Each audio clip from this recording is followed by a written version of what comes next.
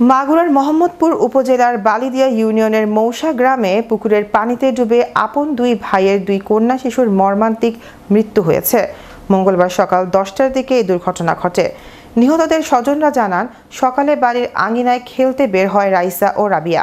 কিছুক্ষণ পর তাদের দেখতে না পেয়ে পরিবারের সদস্যরা আশপাশে খোঁজাখুঁজি শুরু করেন। এক পর্যায়ে বাড়ির পাশের একটি পুকুরে দুই শিশুকে পানিতে ভাসতে দেখে স্থানীয়দের সহায়তায় দ্রুত উদ্ধার করা হয়। পরে তাদের মোহাম্মদপুর উপজেলা স্বাস্থ্য কমপ্লেক্সে নিয়ে গেলে কর্তব্যরত চিকিৎসক পরীক্ষা নিরীক্ষা শেষে মৃত ঘোষণা করেন। নিহত রাইসা মৌসা গ্রামের আলিনুরের মেয়ে এবং রাবিয়া আমিনুরের মেয়ে। আলিনুর ও আমিনুর আপন দুই ভাই, সম্পর্কে তারা চাচাতো বোন।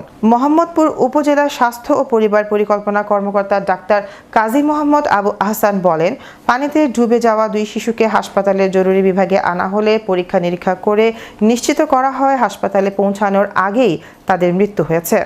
মোহাম্মদপুর থানার ভারপ্রাপ্ত কর্মকর্তা শামীম হোসেন বলেন, খবর পেয়ে পুলিশ ঘটনাস্থলে পৌঁছায়। প্রাথমিকভাবে এটি পানিতে ডুবে মৃত্যুর ঘটনা বলে জানা গেছে। আইনগত প্রক্রিয়া শেষে পরবর্তী ব্যবস্থা গ্রহণ করা হবে। দুইটা শিশুই কি মানে এর আগে আপন স্বাস্থ্য দুজনেই আপন দুই ভাই? আমরা যখন মাঠে প্রোগ্রাম করি তখন মাঠে চিল্লাচিল্লি শুনে বাড়ির ঘর কিছু যাই দেখি যে অবস্থা। পরে আমি মাঠের উপর নিয়ে কিছুক্ষণ ঝাঁকাইয়ে তারপর মোটরসাইকেলে নিয়ে হাসপাতাল আসে। তারপর এখান থেকে চিকিৎসক চেক করে বলছে যে মারা গেছে। এতটুকু। শিশুর বাবার নাম কি? একজনের নাম আলিনুর, একজনের নাম আমিনুর, রাফিয়া, রাইসা মেয়ে।